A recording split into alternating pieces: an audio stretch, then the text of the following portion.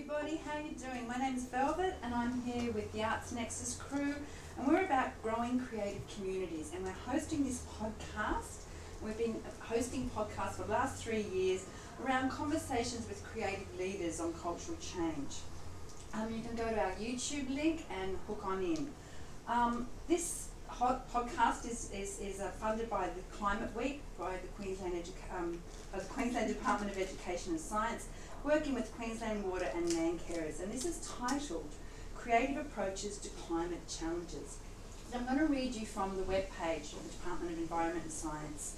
Climate change is the greatest environmental challenge facing our generation.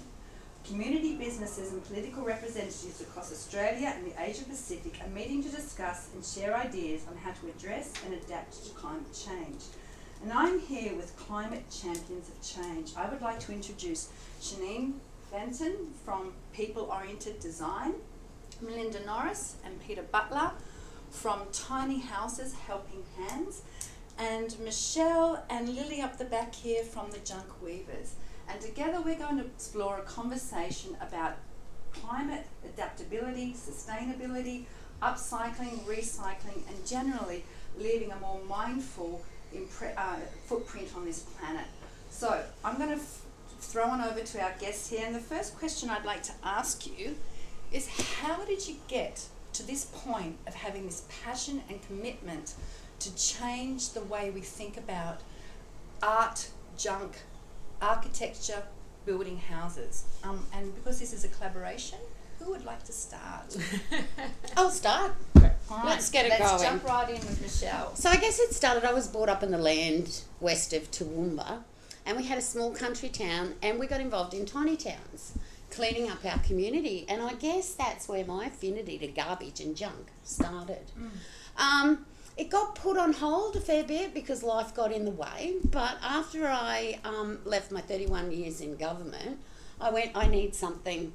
I need a passion, I need to go back to my roots, I need to look at where I need to be, and discovered rubbish. And here I am, talking garbage. And if we just have a look at the kind of garbage we're talking about, are these beautiful art pieces on the shelf. So we make bangles, stingrays out of coffee bags, all sorts of goodies. These beautiful bags, which are amazing. Ring pulls. Beautiful. So Linda and Pete, let's talk about your, how did you get to build a tiny home?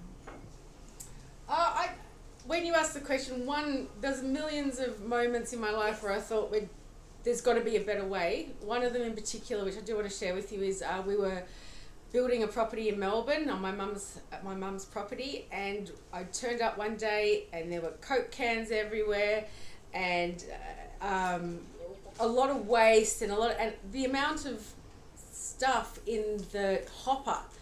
I looked at it and went, that's almost a house there. Like, where is that going? Is that going to landfill? And just these moments where you go, there's got to be a better way. We're wasting too much stuff.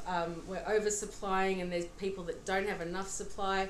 So there were lots of moments, but that's a particular moment for me, Velvet. And Pete? I think probably mine started from not having much as a kid, working hard, paper round from 9 years old, recycling and upcycling from garbage pickups in Melbourne. Everybody used to throw out their old furniture and that. I used to go and grab it, fix it up, try to on-sell it. I needed parts for my bike because that was my only mobility. So, finding something and creating something from there to all the way through my life, being mindful of the planet. Absolutely. The old saying is, somebody's trash is somebody else's treasure. Yes. To me, trash and treasure markets, a dandy drive-in was just a highlight, just to see everybody, the joy that actually somebody else's rubbish could bring. Where people could create some amazing art pieces from something that would have been discarded. So all the way to building a tiny house. Shaneen, your passion, how did you come to be an architect about looking at the tropics and designing? Because I love what you say, less walls, more living. Let's go. Yeah. So I'm a third generation local to far north Queensland, and I too grew up on land. And I also grew up in a family where particularly my father was quite amazing at improvising. And so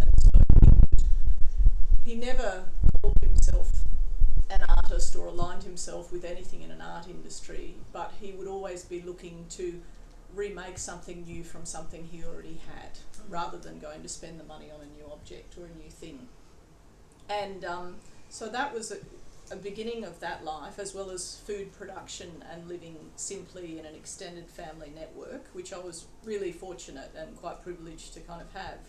But the other part of growing up in far north Queensland for me was that we did a lot of camping and we went on a lot of bush trips. And then after I graduated from university, since about 1995 really, I've done an extraordinary amount of work with Aboriginal and Torres Strait Islander people on country, and it's through that consistent work and living remotely with people that I basically decided that I wanted to have a simpler life that was less oriented around possessions and stuff, and was more about experiencing nature and being outdoors and enjoying the relaxation of interaction with our natural environment, which is really beautiful, and that I wanted to try to live in such a way that minimised my dependence on stuff, right, including housing, and increased my ability to undertake those sorts of relationships and activities. Having said that, I have to come clean and say I'm now living in a rambling farmhouse that my parents used to own, which when I grew up had 7 people living in it, and then I moved in with 4 and it was just too big. And so our solution to that situation is to live with other people. So we've also trying to get people to think about the fact that you don't have to live alone on your own little patch by yourself. You know, you can actually live comfortably, you know, cohabiting with others, and it can be a really happy and productive and healthy relationship. So we just have a little bit of background noise. We're going to close the door. So having read all your Facebook page and the exciting thing was the relationship you have to other people and wanting to inspire other people to start thinking about how we could move more mindfully on this planet. So I want to bring the discussion around to, okay, I'm 50. I know from what I read now that the growing rate of homelessness in Australia among women of 50 is huge. And I look at this tiny house, I think about your philosophies, and I think, all right, so where would I start? So I live in the tropics. I know there are cyclones. I know we have just had the most extraordinary wet season. We're talking about houses that are sustainable, are adaptable. Okay, so I've got this dream. Mel and Pete, you build a tiny house. Where do you start? Architecture? Is it finding stuff? Is it talking to somebody about where do you find upcycling? Where do you go to buy stuff? Really good questions. Wow, great question. You start, everyone will start in a different place. I had the doors for this way before I had the trailer. So I was already collecting. So you built around the fantastic doors. Yeah, and interestingly, because you're building to a different type of code, so you've got a little bit more creativity and cleverness. We got to be really clever when we built this. So rather than have a set of rules that we had to build by, we developed a set of principles to build by, and also I had 5 must-haves, and one of them was big open, again being in the tropics, big open doors and spaces that led onto a deck. I wanted a full-length bath. There was about 3 or 4 things that were absolutely uncompromisable, and Pete just built around those things. And again, we chose 3 words that were intrinsic to our lives: freedom, creativity, and just kept coming back to basics, keeping it simple. Everything needed a dual purpose in a small space. Everything really needs to be very functional. And again, we decided to build this because everything we were seeing online and down south really didn't take our tropical climate into account. I saw a couple of tiny houses that I felt that, geez, in 5 or 6 years, my rainforest would eat this thing alive. You know, like if I bought this as is and took it up to my property, I don't know if I'd be sheltered by it in 6. And that's no disrespect to those built. It's just we have a very specific climate up here. So yeah, and the thing, there's a couple of other times where I've stood at buyback shops and things and literally stood there and seen everything I've needed. There's the sink, there's the cupboards, there's the wood for this, there's, you know, you can stand at a buyback shop and go, there's my house. So I think what's really interesting about that was it wasn't I guess it wasn't rules and structures, you're talking about principles, which brings me to you, Shaneen, because on your site was the principles of joy, awareness, commitment and affordability. And when you start talking about principles as a foundational methodology for building things, it really changes the way you can come at it. Absolutely. Yeah? Yeah. Look, it's really interesting hearing Mel and Pete's perspective, because the philosophy of the least house necessary, or the less walls, more life, that Pod works with clients on, is actually a little bit different to tiny house living. I think in this world there's room for many different kinds of things. It. And I think for mainstream Australia, or conservative Australia, moving to a tiny house is sometimes a really big shift to Absolutely, very big. And so one of the things we do we run a public education workshop called the Least House Necessary, right? And in that workshop, we work with people to talk to them about tropical design principles. It starts with a kind of lecture and a seminar, and then it moves on to a behavioural analysis of yourself in the room, and what you do and how you live and how you want to live. So it gets people to think about how they sleep, how they eat, how they prepare meals, how they wash, and it starts to get people to think about privacy, security, storage, weather protection, space, views, and what they need as individuals to feel comfortable, and how far they're willing to push themselves. And so the workshop can be quite challenging for some people, right? And then out of that we do a design exercise when we've developed a small design brief for a smaller house. So it's not a tiny house, but it might be a 2 to 3 bedroom dwelling that's under, 90 square metres or something like that, and in a yard, so it has a garden and other supportive sustainable technologies. And it's really interesting the sorts of challenge and arguments that occur in the workshop, because people start really talking about, well, I can't live like that, I don't think, or I can live like that and I'm willing to have a go. And so it's about getting people to change their mindset about what they actually need to live comfortably with. And so that's what we do. And so out of that over the last 5 years, we've now managed to kind of design and build with clients 3 smaller houses in Cairns that have quite small internal enclosed footprints but large veranda unenclosed footprints. So a lot of living happens in those outdoor spaces where there's still weather or rain or insects, and there's levels of control, but the actual fully enclosed area is quite small, and that means they cost less to build. They're not as efficient as tiny homes. They're probably sort of somewhere halfway from a standard spec home McMansion through to a tiny home, but we're trying to get people to head in the right direction. So we can add to that with the tiny house about footprint. If you take this one for example, it's basically full circle, from rainwater hitting the roof, going down to a gutter to fill a pot, to then come out of your tap or your shower, to then go back into the earth via a grey water system. It's full circle. This is a minimal footprint. We say it's exactly the same sort of concept and design. Tropics is about al fresco. It's about bringing the outside in. Big window openings, great ventilation, a little small 1.7 kilowatt, which would normally not even cool down a bedroom. It actually makes this tiny house really cool, really livable in about 10 minutes. You turn that off, save your power, and then the residual coolness in the tiny house, because of the insulation properties, then precludes you from using that for the next 2 or 3 hours. So again, footprints are lowered and lowered. Really low watt, downlights, another thing that don't generate copious amounts of heats. So, and I suppose spatial awareness is the biggest thing. It's quite amazing that I suppose I go back and use the example where Mel said, I spend 35% of my time in the kitchen. I went, no way am I going to give you 35% of the time in the space. So I took out a bit of chalk. You do the dishes. And I went, how long are you going to spend in the bathroom? She goes, well, I was going to spend, no, you're not going to spend hours making your face and doing all the rest of it and standing with hair dryers and everything going. You're getting 5% of the tiny house space. So out of 8 metres, it didn't sort of go too far.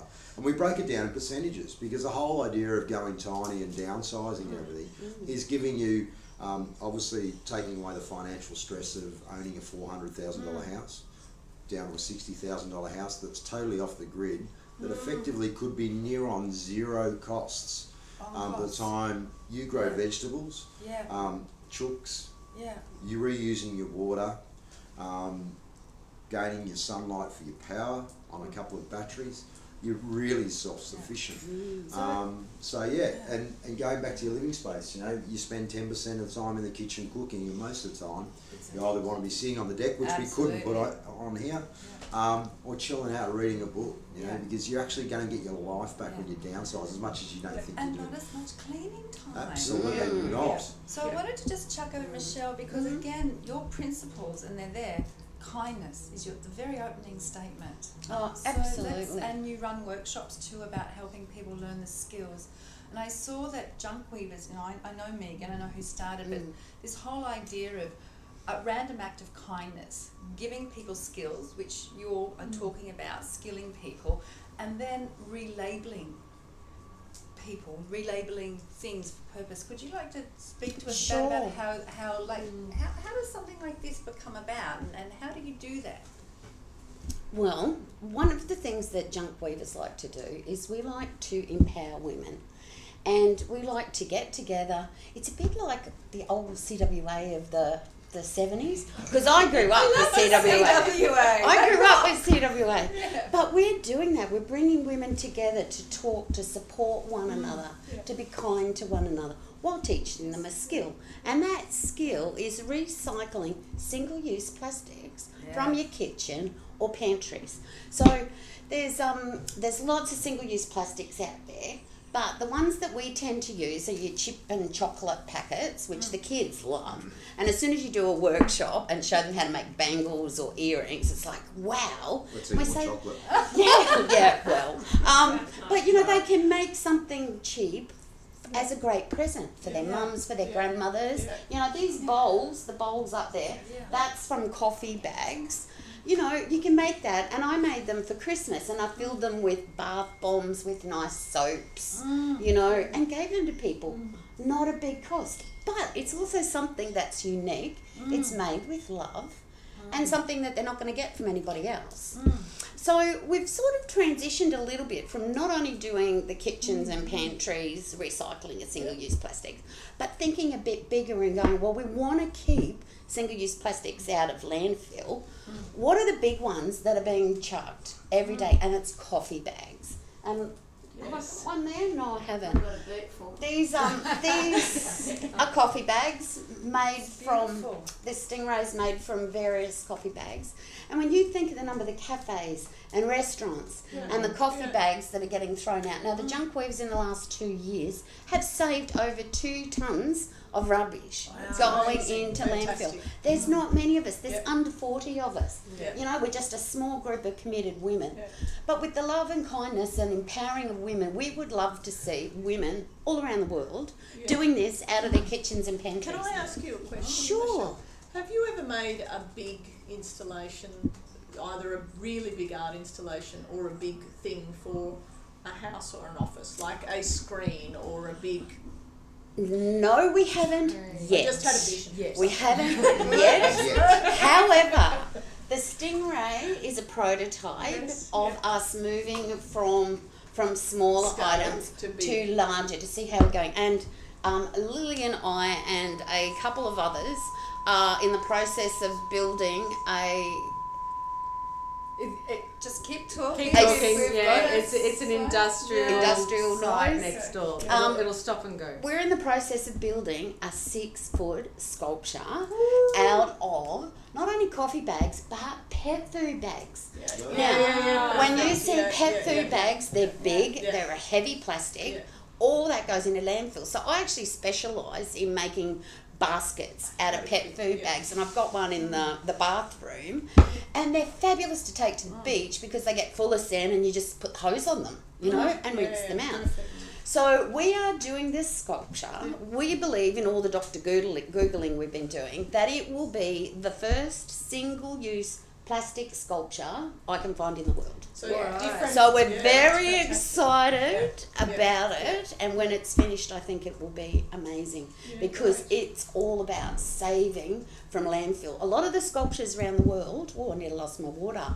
They're from milk bottles and Coke cans and stuff with fishnets and stuff we've dragged out of the water, and all that's fantastic, and it's got motivation and you know, you look at it and you go, wow. But who's thought about the single-use plastics going into landfill? So that's what we want to showcase with where we're starting. So watch this space for the junk weavers and what we're going to build. It's going to be finished tomorrow. Because don't give anybody the opportunity to beat you. It'll be first in the world. Yeah.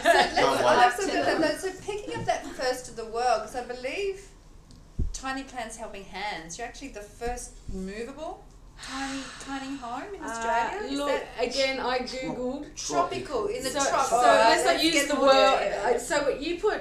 So when I started putting tropical tiny homes into Google, tree houses in Hawaii were popping up, and that was about the only thing.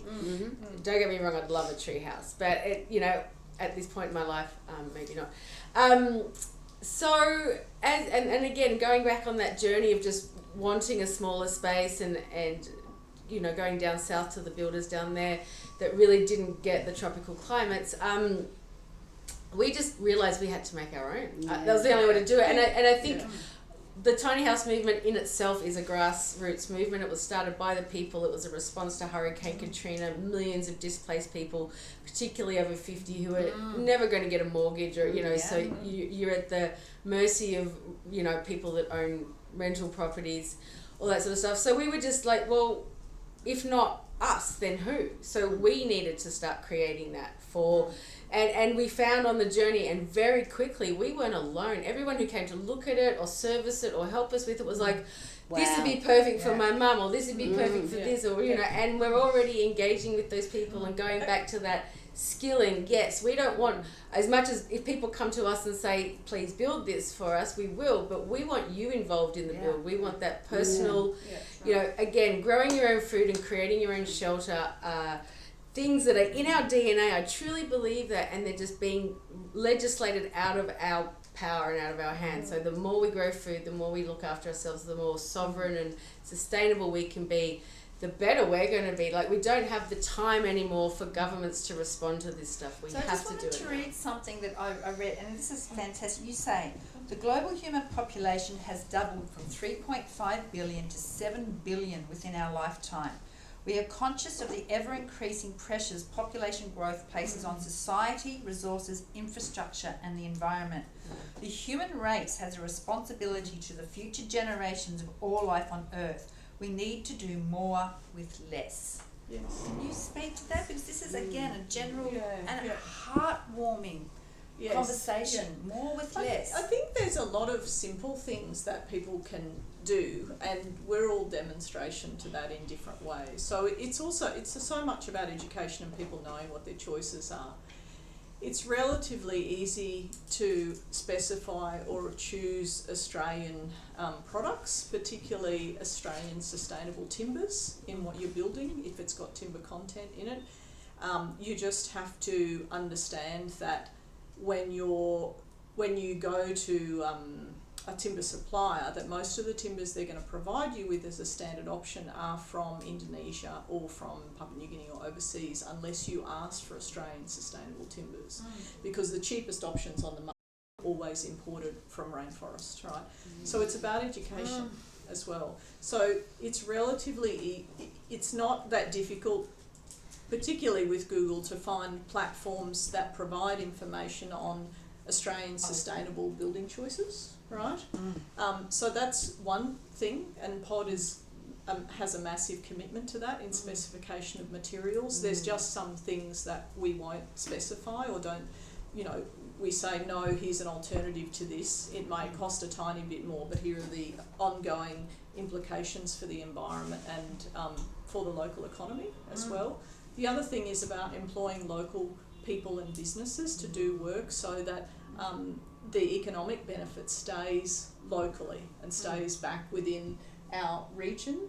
because we know that cities are growing faster than the regions. So even though there's quite a lot of tree change happening in Australia, globally cities are growing much quicker than regions, right? And so if we don't make an effort to re-engage our local economies, then we won't have regional cities to live in the future. So that's one thing. So the other thing is about climate change and the tropics, and I think that's really important, that what Melinda and Peter raised, is because the tropics, the climate and microclimate here is different from Brisbane, it's different from Rockhampton, it's different from Mount Isa, it's different from Weipa. And every place that you go and you work has its own climate that we have to respond to, and as the climate is changing, the climate in each place is changing along with that, and we have to have an understanding of that.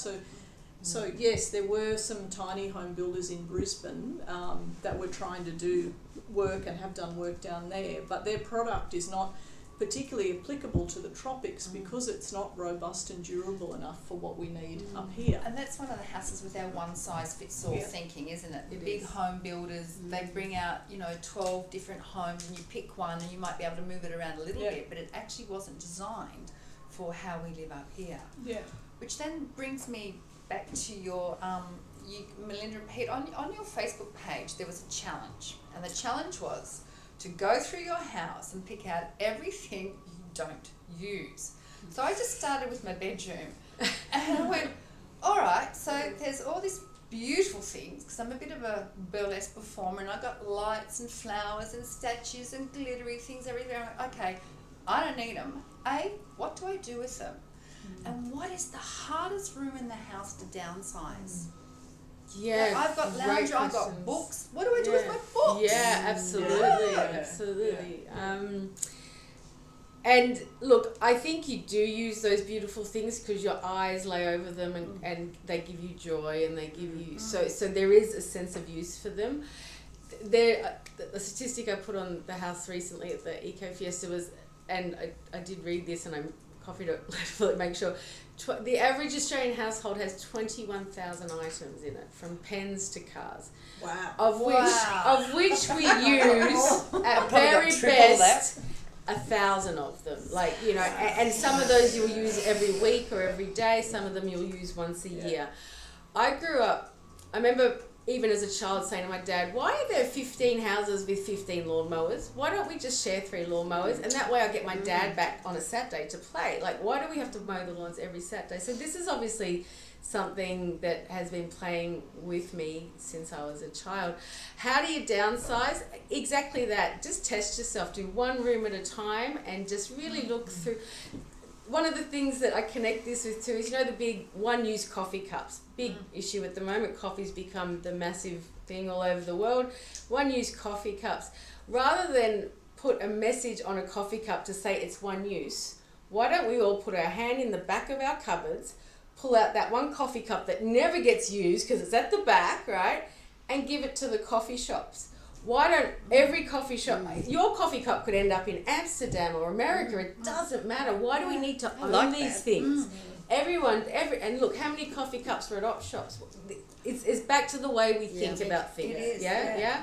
This is where the change needs to be. It's a conscious social mind change about, that's how you fix the one-use coffee cup issue, is just everyone donate one of their coffee cups from their house to your local coffee shop, and every coffee shop will have a coffee cup.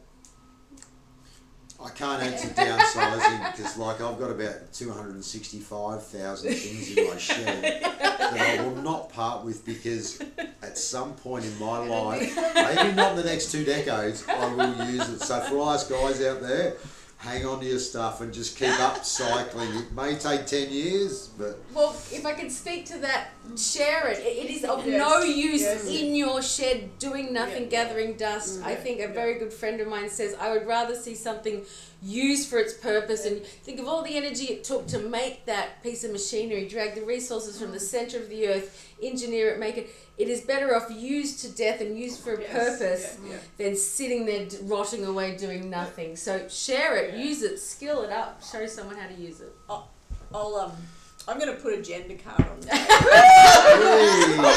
I just had to throw it out there. There would be so many people cringing saying that I couldn't get rid of that screw that I've had for the last 10 years like me.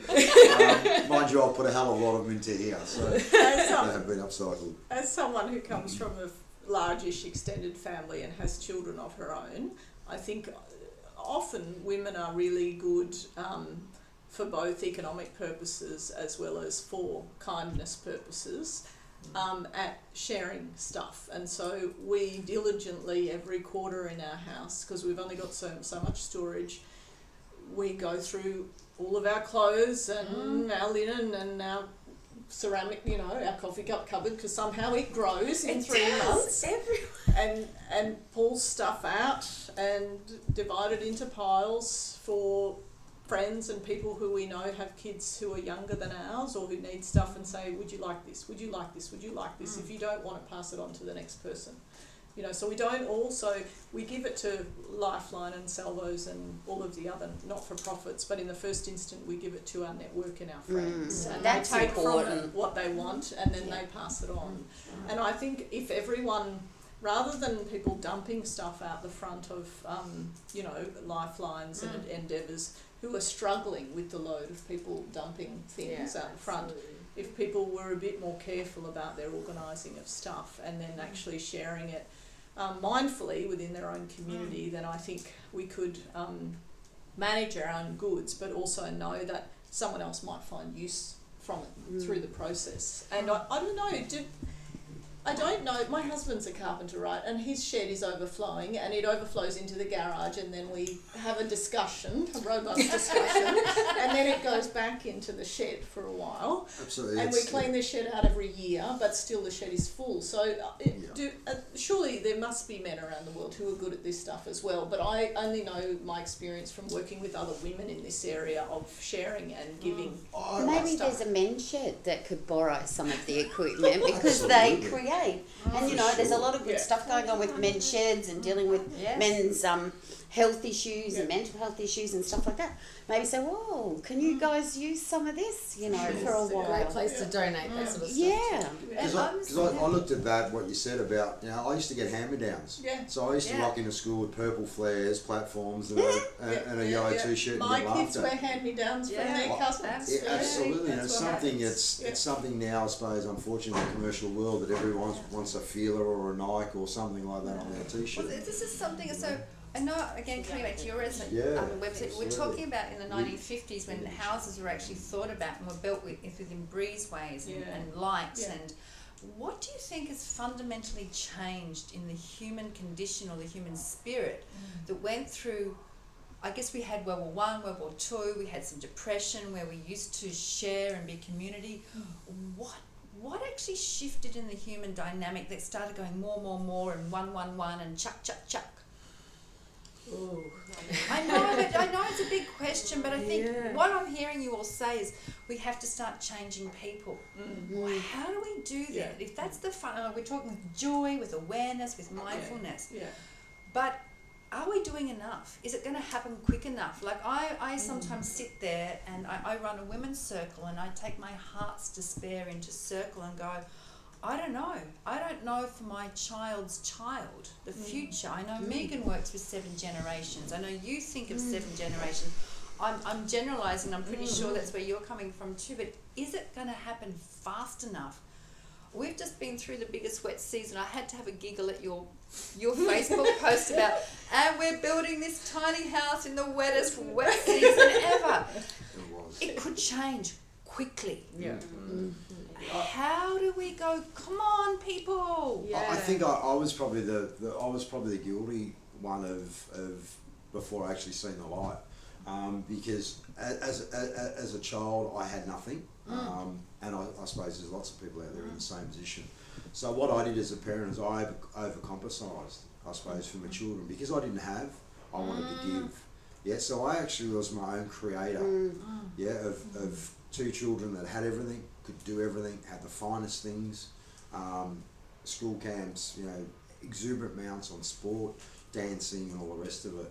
And I think us as parents, and obviously our children, for their kids, they need to change their mindset and go back and say, you know what, it's okay to upcycle and recycle. It's okay to be in an old car, not an Audi or a Ferrari or whatever.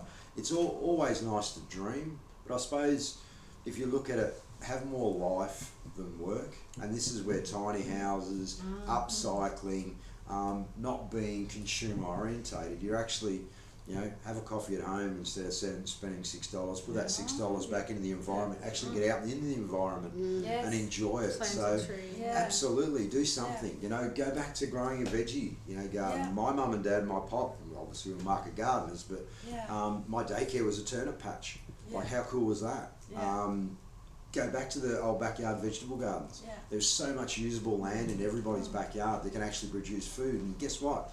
If you produce too much, give it to your next door We neighbour. need to do that. Share it. Put it out Share on it. your front and say, take it, it's Take it. free. Yeah, Here's my absolutely. limes, here's my lemonade. So Absolutely. Shaneen, you have somebody who comes to you and goes, I want the latest McMansion. How do you have little challenges or little ways you can go, hang on, let's just rethink your plot? Well, I think generally, because we're known to be, you know, environmental militants a bit, then I don't get people coming to me asking for They that. go elsewhere. All right, I've come to you and you've gone, yes, sweetie, let's change you. How do you get in there? Yeah, well, you demonstrate to them through other examples, or you.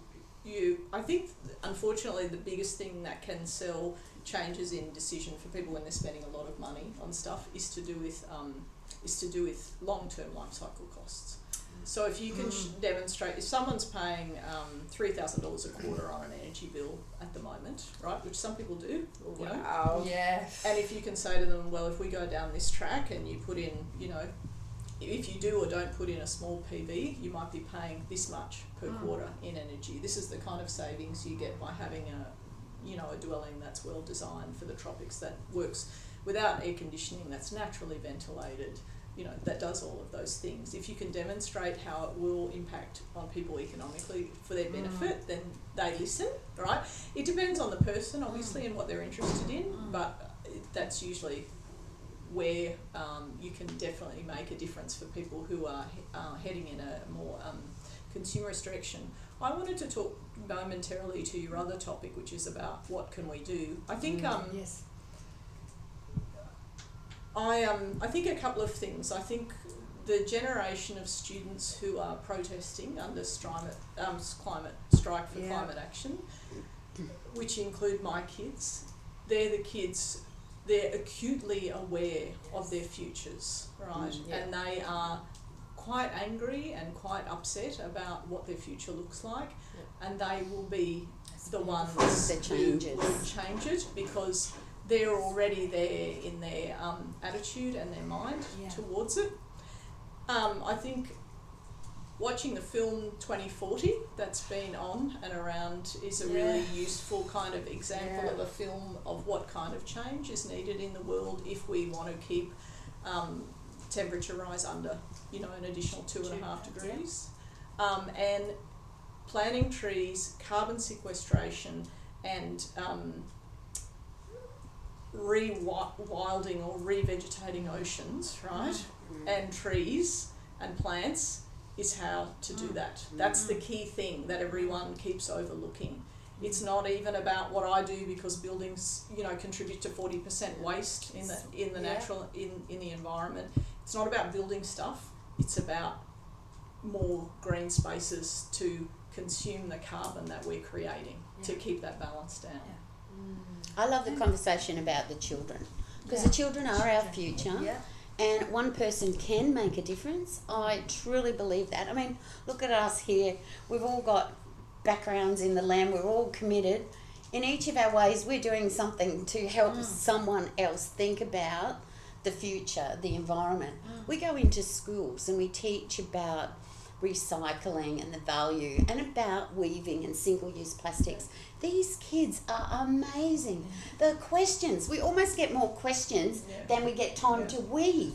You know, and they're, oh, miss, my dad says, and we do this, and that is where it's so important. You get these kids and you get them focused on how we can make a difference, and it will happen. It will come. Yeah, that's what, we hope that we get there in time. So. Yeah. Okay, so we have 10 minutes. Just wanted to point out beautiful Lily at the background, and can you just show us some of the materials that you're using there? I noticed your bracelet is made out of the pull tops of cans. Yes. So these would be beautiful things to come as a family to learn how to do, wouldn't it? Absolutely. And just because then the result is you've got a new little space, and look at this stingray. Who needs to go and buy something at a super A-Mart or some Well, that's fancy right. design shop? Look And at look, this stuff. You do it all together. Everybody, my daughter is our youngest junk weaver. She's 16, and she makes purses, and she sells them and gets a bit of pocket money. From the coffee shops that we collect the coffee bags from, we make them all one of the baskets out of their own coffee things, so that they can sit there and go, hey, we recycle our coffee bags. Look at us. And the amount of people that comment. Oh, wow, look at that. Yeah. That's out of Toys R Us, plastic bags when Toys R Us closed down. Absolutely. And they've been converted. That's good. The interesting thing about the earrings, like last year we recycled some banners. Remember the Elton John coming? Oh, There yes. was all those big Elton were John there. okay, the big banners, right? So we went, what are we going to do with these? And council gave them to us. So we made a dress out of the banners, put it together, and we got the dress plus our handbags, the various woven ones, on the runway at Eco Fashion Week Australia, up at Port Douglas. But I took the Elton John dress to Fremantle, and we had it on the runway. Well, the amount of reaction that we got from the international press to say, look what you guys are doing, recycling in cans. How good is this? It's amazing. You know what I'm really interested in that the junk weavers do that I think is equally important in this conversation? It's about social sustainability and people coming together to share activities and stories and support. And that's one of the things that changed and was missing, I think, or was on decline, that things like the junk weavers do to increase. And for us to collectively come together and share experiences and make stuff together, that's rebuilding society and the social fabric. That I we couldn't need. agree more. And to be honest, when you asked that question about what could we do and what are the changes that have been made, this vision came to me, and it was very clear. When I grew up in the 70s in Melbourne, no one had a front fence. They used to build the patios big at the front, and you used to entertain on your front patio. People would walk past and join you. In 30 years, the fences have gone up.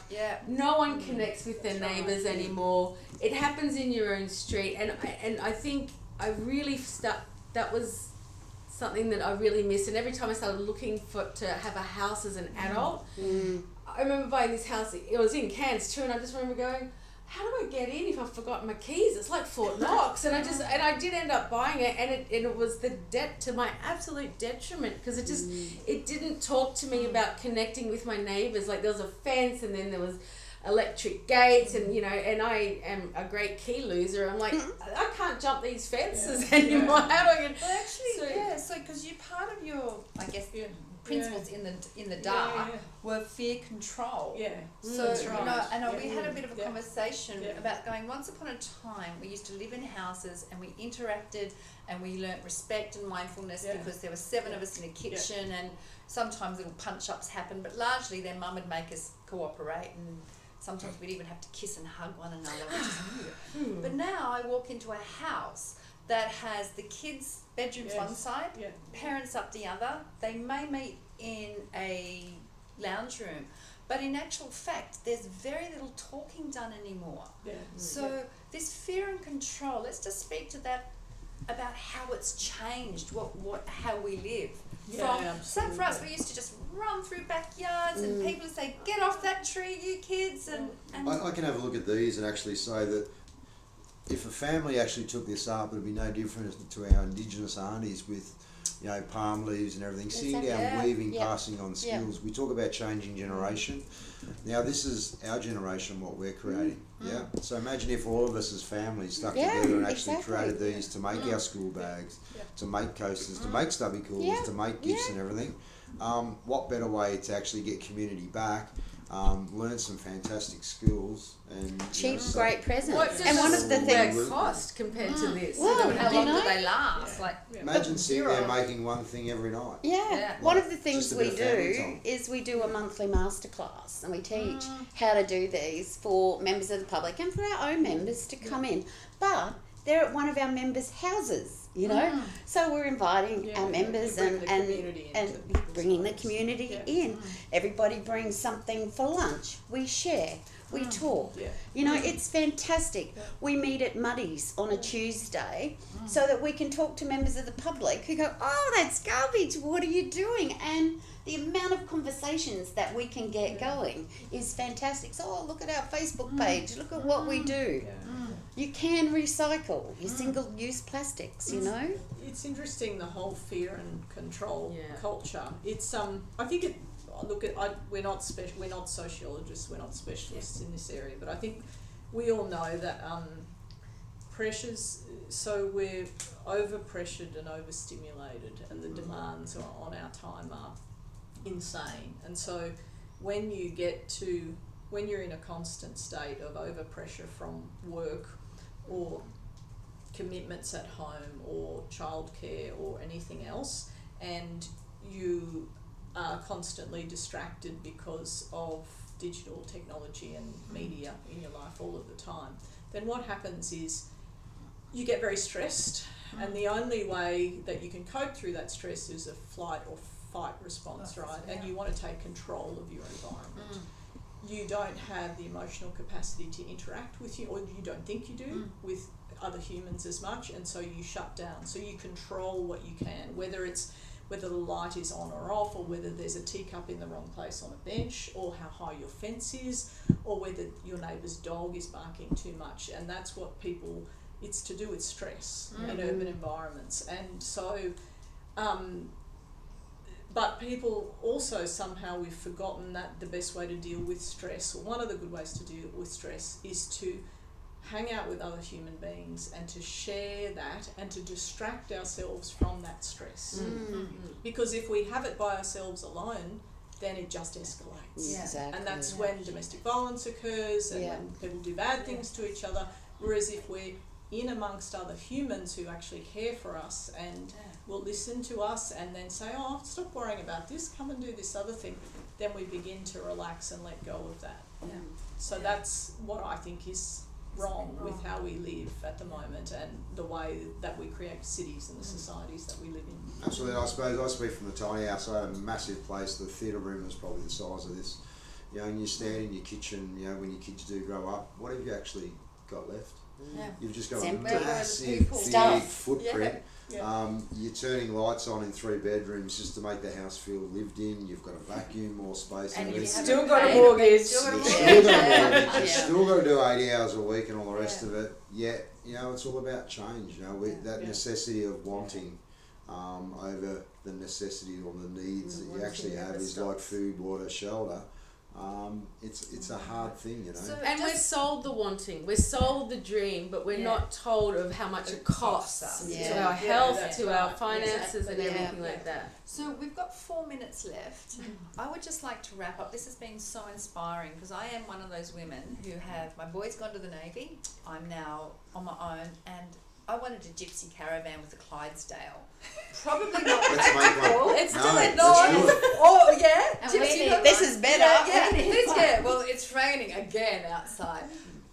One sentence, one thought form about inspiration to take us out. How are we going to inspire people to recycle, have joy, awareness, live within them? My nan used to say, cut your cloth according to your measure. How are we going to affordability and then commit to it? Breathe, everybody. Can I just acknowledge my mum, Yeah. who will be 80 in a couple of months, and she's my folder. So she collects bags for me, and then I cut them up and she folds them. It has given her purpose. It makes her feel wanted, it makes her feel needed, and she's damn good at it. And she helps me. Yeah. And I think that that's so important about making people feel special, wanted, and relationships. needed. Yeah. It's relationships. And you can just find one thing. One to thing. Do. So everyone gets overwhelmed. Yeah. We're having Yeah. this conversation One with thing. Shaneen, I don't know what On to one do, person. it's too Yeah. much. Just find one thing that you're interested in and you're keen on that's good for you and for the environment, environmentally, socially. My thing that we do, I mean, besides being an architect, is I garden. I do a lot of home food production. That makes me a very happy human being and not a cranky witch mother. Yeah. And Good for hobby. I get to eat the food that I make, you know. So And just you know, find it's healthy. one thing. One thing. Yeah, Mel? good. Oh, I had it and then went out because it got Sorry. bombarded by a million other No, things. so we've got relationships, do one thing. Do one thing. Yeah, it is. It's almost that we can only affect. I think you learn this as you get older. You can't change other people. You can only change your own little world. So, just really address and find that one thing to you that's important to you, and is it enough in your life? If it's joy, do you have enough joy in your life? Whatever it is, attend to yourself, love yourself. Your first love affair should be with yourself, and then that will go out into the world. Yeah? Absolutely. Yeah, you can't fill someone else's cup if yours is not full. Yeah. And if you have a grinding, listen to yourself. If you have an absolute need to go on a front line and protest at Dani, or if you just want to go to a nursing home and knit for someone or talk with someone, whatever it is, it's not stupid, it's you. And that's what makes you you. Do that. Beautiful, Pete. I mean, I've just got two things that I always say to my kids and say to myself, and I think we discussed it. Each day somebody should learn something. It doesn't matter what it is, just learn something. Learn manners, learn to add up, you know, learn to make Smile something. at a stranger. And the other one is for all of this, there is no such word as can't. Yeah. Everybody can. It's just to the level, and if you can't get there, keep trying and trying and trying, and eventually you will. But always remember, fall back to your support, because there's always somebody that knows a hell of a lot more than what you can, and actually can give you a hand and get you up And to lift that you level up. that you Yeah. want. So self-belief. Yeah. Love it. Learn something, no such word as can't. Alright. So, from us and Arts Nexus to you, take time to be kind. Find the one thing that you can commit to and do it with all your heart. Build relationships. Go find out who those neighbours are down the road. And little bit by little bit, we're going to have a beautiful planet. Thank you. Thanks, Thank everyone. you.